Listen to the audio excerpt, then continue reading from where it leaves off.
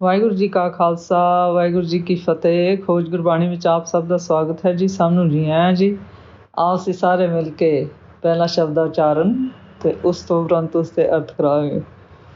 ਅੱਜ ਆਸਾ ਮਹੱਲਾ ਪੰਜਵਾਂ ਘਰ 15ਵੇਂ ਪੜਤਾਲ ਦੇ 152ਵੇਂ 152 ਸ਼ਬਦ ਦੀ ਵਾਰੀ ਹੈ ਜੀ। ਏਕ ਓਂਕਾਰ ਸਤਿਗੁਰੂ ਪ੍ਰਸਾਦ।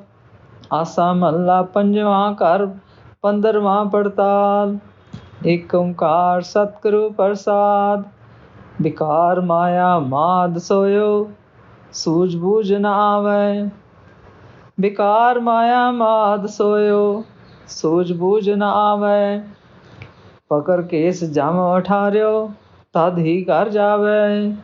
ਪਕਰ ਕੇਸ ਜਮ ਉਠਾਰਿਓ, ਤਦ ਹੀ ਘਰ ਜਾਵੈ।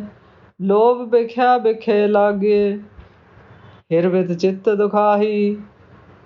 ਲੋਭ ਬਿਖਿਆ ਬਿਖੇ ਲਾਗੇ, ਹਿਰਵਿਤ ਚਿੱਤ ਦੁਖਾਹੀ। ਖਿਨ ਪੰਗਨਾ ਕੇ ਮਾਨ ਮਾਤੇ, ਅਸਰ ਜਾਣੇ ਨਾਹੀ। ਖਿਨ ਪੰਗਨਾ ਕੀ ਮਾਨ ਮਾਤੇ, ਅਸੁਰ ਜਾਣੇ ਨਾਹੀ। ਰਹਾਓ ਵੇਦ ਸਾਸਰ ਜਨ ਪੁਕਾਰੇ, ਸੁਣੇ ਨਾਹੀ ਢੋਰਾ। ਵੇਦ ਸਾਸਤਰ ਜਨ ਪੁਕਾਰੇ, ਸੁਣੇ ਨਾਹੀ ਡੋਰਾ। ਨਿਪਟ ਬਾਜੀ ਹਾਰ ਮੁਖਿਆ, ਪਛਤਾਇਓ ਮਨ ਭੋਰਾ। ਨਿਪਟ ਬਾਜੀ ਹਾਰ ਮੁਕਾ, ਪਛਤਾਇਓ ਮਨ ਭੋਰਾ। ਡਾਨ ਸਗਲ ਗੈਰ ਵਜੇ ਭਰਿਆ, ਦੀਵਾਨ ਲੇਖੇ ਨ ਭਰਿਆ। ਡਾਨ ਸਗਲ ਗੈਰ ਵਜੇ ਭਰਿਆ, ਦੀਵਾਨ ਲੇਖੇ ਨ ਭਰਿਆ। ਜੇ ਕਾਰਜ ਰਹੇ ਊਲਾ, ਸੋਏ ਕਾਮ ਨ ਕਰਿਆ। ਜੇ ਕਾਰਜ ਰਹੇ ਊਲਾ, ਸੋਈ ਕਾਮ ਨ ਕਰਿਆ। ਐਸੋ ਜਗ ਮੈਂ ਗੁਰ ਦਿਖਲਾਇਓ, ਤਿਉ ਇੱਕ ਕੀਰਤ ਗਾਇਆ। ਐਸੋ ਜਗ ਮੋ ਗੁਰ ਦਿਖਾਇਓ, ਤਿਉ ਏਕ ਕੀਰਤ ਗਾਇਆ। ਮਾਨ ਤਾਨ ਤਜ ਸਿਆਣਪ, ਸਰਨ ਨਾਨਕ ਆਇਆ। ਮਾਨ ਤਾਨ ਤਜ ਸਿਆਣਪ, ਸਰਨ ਨਾਨਕ ਆਇਆ। ਇਸ ਸ਼ਬਦ ਵਿੱਚ ਗੁਰੂ ਜੀ ਆਖਦੇ ਹਨ ਕਿ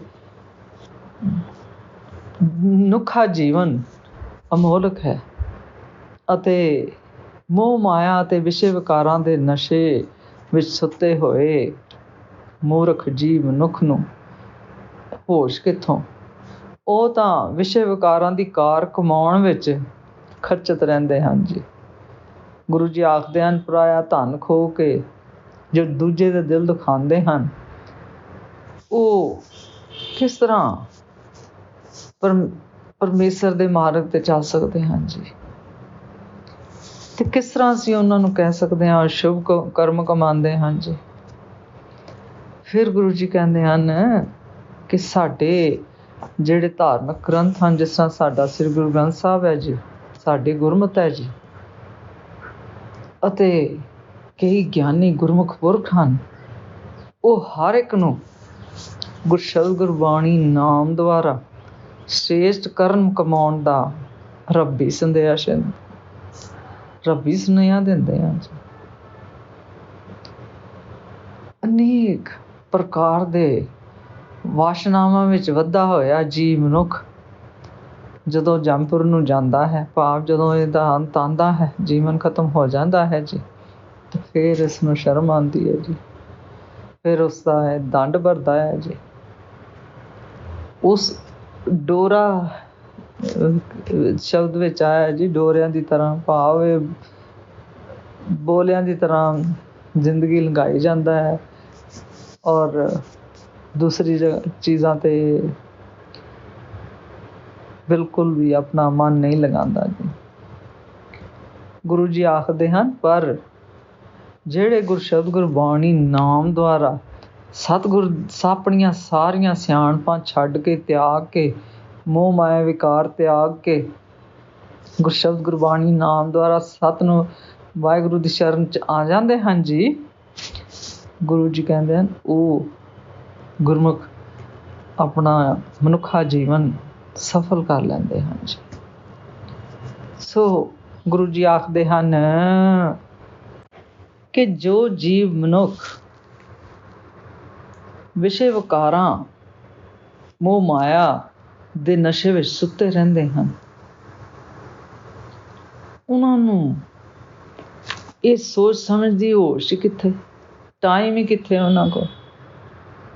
ਫਿਰ ਗੁਰੂ ਜੀ ਕਹਿੰਦੇ ਹਨ, ਜਦੋਂ ਇਹਨਾਂ ਨੂੰ ਇਹਨਾਂ ਦੇ ਕੇਸਾਂ ਤੋਂ ਪਕੜ ਕੇ ਜਮ ਉਠਾਉਂਦਾ ਹੈ ਜੀ, ਭਾਵ ਜਦੋਂ ਇਹਨਾਂ ਨੂੰ ਮੌਤ ਆਉਂਦੀ ਹੈ ਜੀ, ਫਿਰ ਗੁਰੂ ਜੀ ਕਹਿੰਦੇ ਹਨ ਤਦੋਂ ਹੀ ਜੀਵ ਆਪਣੇ ਘਰ ਜਾਂਦਾ ਹੈ ਜੀ, ਭਾਵ ਤਾਂ ਹੀ ਇਹਨੂੰ ਹੋਸ਼ ਆਉਂਦੀ ਹੈ ਜੀ।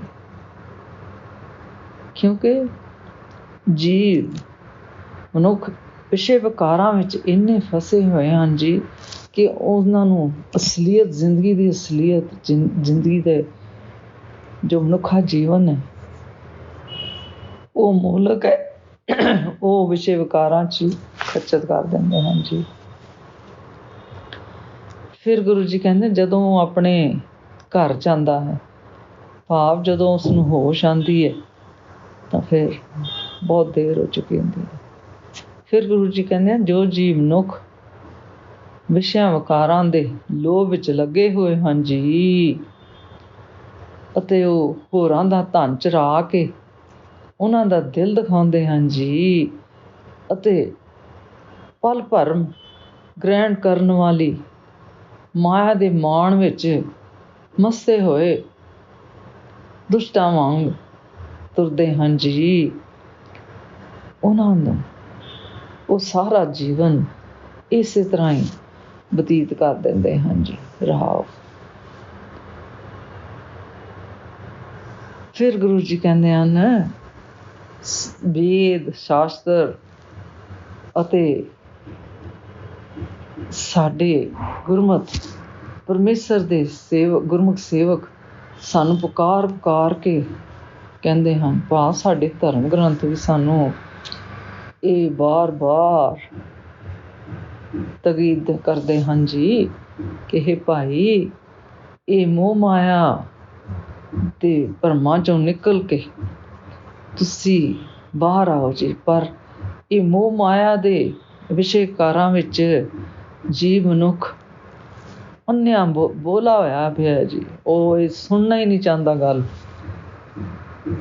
ਕਿ ਵਿਸ਼ੇ ਵਿਕਾਰਾਂ ਤੋਂ ਸਿਵਾ ਹੋਰ ਵੀ ਕੋਈ ਜੀਵਨ ਹੈ ਜੀ, ਭਾਵ ਉਹ ਆਪਣੇ ਵਿਸ਼ੇ ਵਿਕਾਰਾਂ 'ਚ ਮਸਤ ਹੈ ਜੀ। ਫਿਰ ਗੁਰੂ ਜੀ ਕਹਿੰਦੇ ਜਦੋਂ ਪੂਰੀ ਤਰ੍ਹਾਂ ਜੀਵਨ ਦੀ ਬਾਜੀ ਨੂੰ ਹਾਰ ਕੇ ਅਵਧੀ ਮੁਕਾ ਬਹਿੰਦਾ ਹੈ ਜੀ, ਭਾਵ ਜੀਵਨ ਖਤਮ ਹੋਣ ਵਾਲਾ ਹੁੰਦਾ ਹੈ ਜੀ, ਤਦੋਂ ਉਹ ਮੂਰਖ ਜੀ ਮਨੁੱਖ ਪਛਤਾਉਂਦਾ ਹੈ ਜੀ। ਫਿਰ ਗੁਰੂ ਜੀ ਕਹਿੰਦੇ ਹਨ ਬਿਨਾਂ ਕਿਸੇ ਕਾਰਨ ਨੂੰ ਜੀਵ ਮੂਰਖ ਮਨੁੱਖ ਸਾਰਾ ਡੰਡ ਭਰਦਾ ਰਹਿੰਦਾ ਹੈ ਜੀ। ਫਿਰ ਗੁਰੂ ਜੀ ਕਹਿੰਦੇ ਹਨ ਪਰ ਫਿਰ ਵੀ ਪਰਮੇਸ਼ਰ ਦੇ ਦਰਬਾਰ ਵਿੱਚ ਪ੍ਰਵਾਨ ਨਹੀਂ ਚੜ੍ਹਦਾ ਜੀ। ਫਿਰ ਗੁਰੂ ਜੀ ਕਹਿੰਦੇ ਹਨ ਜਿਨ੍ਹਾਂ ਕੰਮਾਂ ਦੇ ਕੀਤਿਆਂ ਪਰਮੇਸ਼ਰ ਦੇ ਨਾਲ ਪਰਦਾ ਬਣਦਾ ਰਹਿੰਦਾ ਹੈ ਜੀ, ਗੁਰੂ ਜੀ ਕਹਿੰਦੇ ਹਨ ਉਹ ਕੰਮ ਇਸਨੇ ਜੀਵਨ ਭਰ ਨਹੀਂ ਕੀਤੇ ਹੁੰਦੇ ਕਰਦਾ ਜੀ। ਭਾਵ ਜੋ ਰਸਤਾ ਗੁਰਮਤਿ ਦਾ ਹੈ, ਅਸਲੀਅਤ ਹੈ, ਉਸ ਮਾਰਗ 'ਤੇ ਜੀਵ ਮਨੁੱਖ ਮੂਰਖ ਕਦੀ ਵੀ ਨਹੀਂ ਜਾਂਦਾ ਜੀ। ਫਿਰ ਗੁਰੂ ਜੀ ਕਹਿੰਦੇ ਨੇ ਭਾਈ, ਇਸ ਤਰ੍ਹਾਂ ਦਾ ਜਗਤ ਸੰਸਾਰ ਮੈਨੂੰ ਗੁਰੂ ਨੇ ਗੁਰਸ਼ਬਦ ਗੁਰਬਾਣੀ ਨਾਮ ਦੁਆਰਾ ਦਿਖਾਇਆ ਹੈ ਜੀ। ਫਿਰ ਗੁਰੂ ਜੀ ਕਹਿੰਦੇ ਤਾਂ ਮੈਂ ਕੇਵਲ ਅਤੇ ਕੇਵਲ ਗੁਰਸ਼ਬਦ ਗੁਰਬਾਣੀ ਨਾਮ ਦੁਆਰਾ ਪਰਮੇਸ਼ਰ ਦੇ ਜਸ ਨੂੰ ਗਾਇਆ ਹੈ ਜੀ, ਸਿਮਰਿਆ ਹੈ ਜੀ। ਫਿਰ ਗੁਰੂ ਜੀ ਕਹਿੰਦੇ ਆ ਨਾਨਕ ਦਾ ਕਥਨ ਹੈ ਜੀ ਕਿ ਮੈਂ ਆਪਣਾ ਮਾਣ ਤਾਣ ਵਿਸ਼ੇ ਵਿਕਾਰ ਹੰਕਾਰ ਸਿਆਣਪਾਂ ਨੂੰ ਤਿਆਗ ਕੇ ਛੱਡ ਕੇ ਗੁਰਸ਼ਬਦ ਗੁਰਬਾਣੀ ਨਾਮ ਦੁਆਰਾ ਪਰਮੇਸ਼ਰ ਦੀ ਸ਼ਰਨ ਵਿੱਚ ਆਇਆ ਹਾਂ ਜੀ। ਭਾਵ ਮੈਂ ਆਪਣਾ ਦਵੈਤ ਭਾਵ ਵਿਸ਼ੇ ਵਿਕਾਰ ਆਪਣੇ ਹੰਕਾਰ ਨੂੰ ਆਪਾਂ ਆਪ ਛੱਡ ਕੇ ਤੁਹਾਡੇ ਅੱਗੇ ਅਰਪਿਤ ਕਰਦਾ ਹਾਂ ਜੀ। ਤੇ ਗੁਰਸ਼ਬਦ ਗੁਰਬਾਣੀ ਨਾਮ ਦੁਆਰਾ ਤੁਹਾਡੀ ਸ਼ਰਨ ਵਿੱਚ ਆਇਆ ਨੂੰ ਮੈਨੂੰ ਬਖਸ਼ ਲਓ ਜੀ। ਇਸ ਸ਼ਬਦ ਦਾ ਸਾਰ ਇਸ ਤਰ੍ਹਾਂ ਕਰੀਏ ਜੀ। ਇਸ ਸ਼ਬਦ ਵਿੱਚ ਗੁਰੂ ਜੀ ਕਹਿੰਦੇ ਆ, ਮਨੁੱਖ ਜੀਵਨ ਥੋੜ੍ਹੇ ਚਿਰ ਲਈ ਹੁੰਦਾ ਹੈ ਜੀ, ਪਰ ਮੂਰਖ ਜੀਵਨ ਮਾਇਆ ਅਤੇ ਵਿਸ਼ੇ ਵਿਕਾਰਾਂ ਹੰਕਾਰਾਂ ਵਿੱਚ ਹੀ ਉਲਝਿਆ ਰਹਿੰਦਾ ਹੈ ਜੀ। ਉਸਨੂੰ ਧਰਮ ਗ੍ਰੰਥ ਅਤੇ ਪਰਮੇਸ਼ਰ ਦੇ ਗੁਰਮੁਖ ਸੇਵਕ ਉਹਨਾਂ ਦੀ ਪੁਕਾਰ ਸੁਣਾਈ ਨਹੀਂ ਦਿੰਦੀ ਜੀ, ਉਸ 'ਤੇ ਉਹ ਅਸਰ ਹੀ ਨਹੀਂ ਕਰਦਾ ਜੀ। ਫਿਰ ਗੁਰੂ ਜੀ ਕਹਿੰਦੇ ਹਨ, ਪਰ ਉਹ ਮੂਰਖ ਮਨੁੱਖ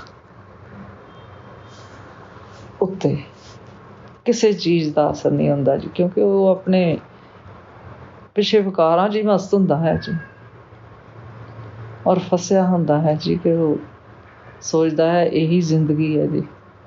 ਫਿਰ ਗੁਰੂ ਜੀ ਕਹਿੰਦੇ ਹਨ, ਜਦੋਂ ਜੀਵਨ ਖਤਮ ਹੋ ਜਾਂਦਾ ਹੈ ਜੀ, ਤਾਂ ਇਸ ਨੂੰ ਮਨੁੱਖ ਨੂੰ ਪਛਤਾਵਾ ਹੁੰਦਾ ਹੈ ਜੀ। ਫਿਰ ਗੁਰੂ ਜੀ ਕਹਿੰਦੇ ਹਨ, ਉਸ ਮੂਰਖ ਨੂੰ ਈਸ਼ਵਰ ਦੀ ਦਰਗਾਹ ਵਿੱਚ ਕੋਈ ਮਾਣ ਪ੍ਰਤਿਸ਼ਠਾ ਨਹੀਂ ਮਿਲਦੀ ਜੀ।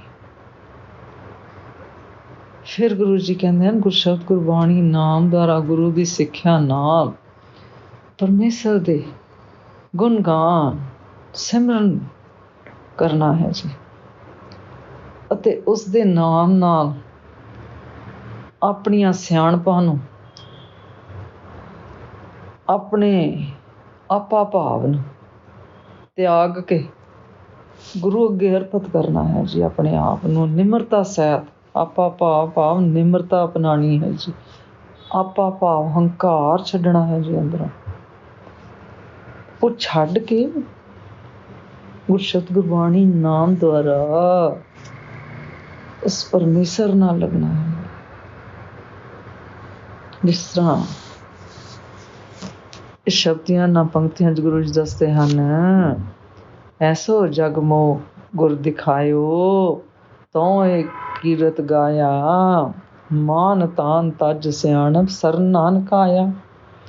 ਐਸੋ ਜਗ ਮੋਹ ਗੁਰ ਦਿਖਾਇਓ, ਤੋ ਇੱਕ ਕੀਰਤ ਗਾਇਆ, ਮਾਨ ਤਾਨ ਤਜ ਸਿਆਣਪ ਸਰਨ ਨਾਨਕ ਆਇਆ।